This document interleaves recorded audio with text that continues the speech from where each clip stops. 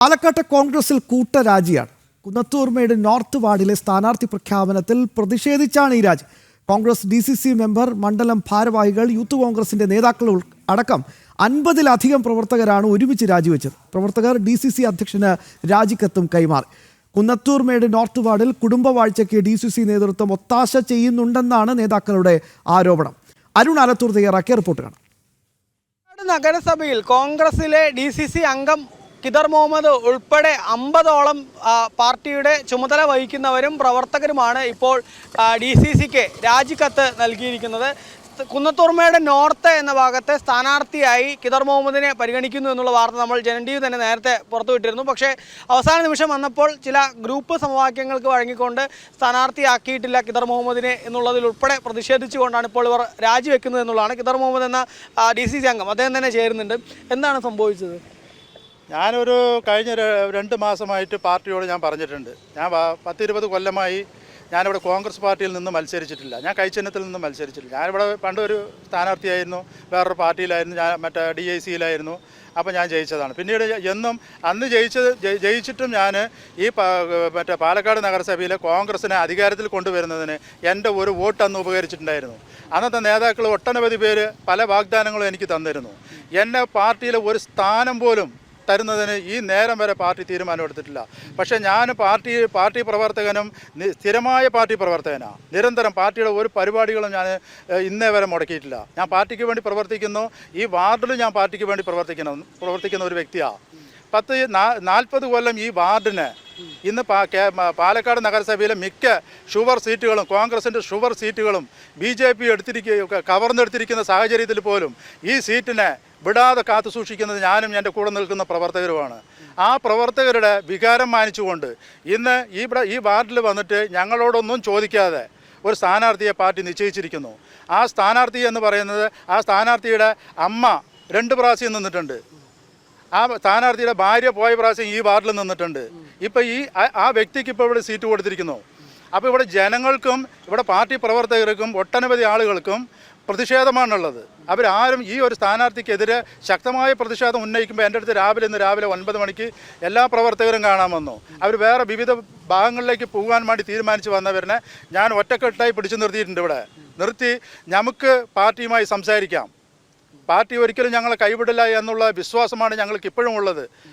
Congress party അല്ലാതെ ഞങ്ങൾക്ക് വേറൊരു മാർഗവുമില്ല. മനസ്സിലായില്ലേ? ഇന്നേ വരെ ഞങ്ങൾ കോൺഗ്രസ് പാർട്ടിയെ കണ്ടിട്ടുള്ളൂ. അപ്പോൾ പാർട്ടി നല്ലൊരു തീരുമാനം ഇനിയും എടുക്കും, വൈകിട്ടില്ല. കാരണം ഈ സ്ഥാനാർത്ഥിയെക്കുറിച്ചിട്ടുള്ള എല്ലാ കാര്യങ്ങളും അവർ മനസ്സിലാക്കട്ടെ. ഞങ്ങൾ പലതും പറഞ്ഞു കൊടുത്തതാണ്. ഞങ്ങൾ ഒരു സ്ഥാനാർത്ഥിനെ കുറ്റം പറയുന്നില്ല, ഒരു വ്യക്തികളെ ഞങ്ങൾ കുറ്റം പറയുന്നില്ല. ഈ പ്രശോഭ് വത്സൻ എന്നുള്ള സ്ഥാനാർത്ഥിയല്ലേ ഇവിടെ പ്രഖ്യാപിച്ചിരിക്കുന്നത്? പ്രശോഭ് വത്സന്റെ ഭാര്യയായിരുന്നു നേരത്തെ മത്സരിച്ചിരുന്നത്, അമ്മ നേരത്തെ മത്സരിച്ച സ്ഥാനാർത്ഥിയായിരുന്നു. അപ്പോൾ ഈ ഏതെങ്കിലും ഗ്രൂപ്പ് സമവാക്യം നോക്കി എന്താണ് ഈ പ്രശോഭ് വത്സനെ തന്നെ ഇങ്ങനെ നോക്കാൻ?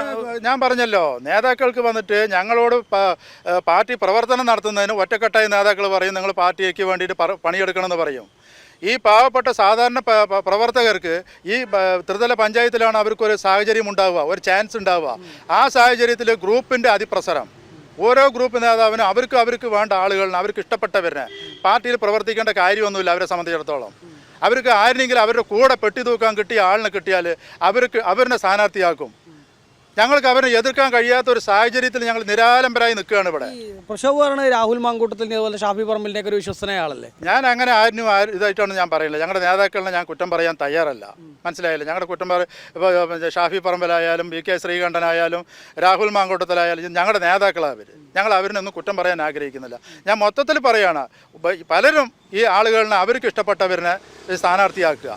ആ സംവിധാനം മാറണം. അല്ലെങ്കിൽ പാലക്കാട് നഗരസഭയിൽ BJPനെ അറ്റാക്ക് ചെയ്യാൻ ഒരു കാലത്തും സാധിക്കില്ല. ഈ BJP സീറ്റും കൊണ്ടല്ല പാലക്കാട് നഗരസഭയ്ക്ക് വന്നത്. 20 സീറ്റ് കോൺഗ്രസ് പാർട്ടിയിൽ നിന്ന് പിടിച്ചെടുത്തുകൊണ്ടാണ് പാലക്കാട് നഗരസഭയിൽ നിന്ന് അവർ ഭരിക്കുന്നത്.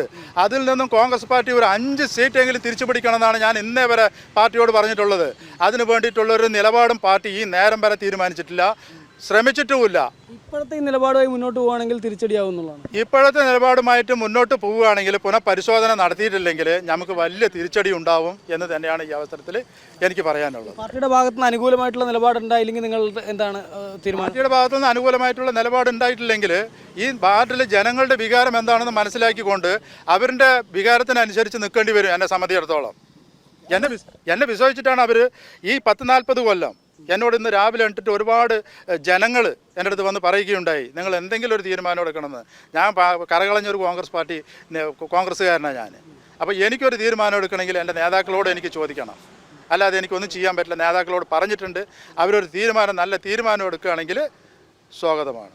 അതുതന്നെയാണ് പാർട്ടിയുടെ ഭാഗത്തു നിന്ന് കൃത്യമായ നടപടി ഉണ്ടായില്ലെങ്കിൽ, ഈ വിഷയത്തിൽ ഉണ്ടായില്ലെങ്കിൽ ജനങ്ങൾ എന്താണോ പറയുന്നത് അതുമായി മുന്നോട്ട് തനിക്ക് പോകേണ്ടി വരും എന്നുള്ളതാണ് ഖിദർ മുഹമ്മദ് വ്യക്തമാക്കുന്നത്. ഏതായാലും ഖിദർ മുഹമ്മദ് ഉൾപ്പെടെ 50ഓളം പ്രവർത്തകരാണ് ഇപ്പോൾ DCCക്ക് രാജി നൽകിയിരിക്കുന്നത്. ശശികുമാർ പടന്നക്കാടിനൊപ്പം അരുൺ ആലത്തൂർ, ജനം, പാലക്കാട്.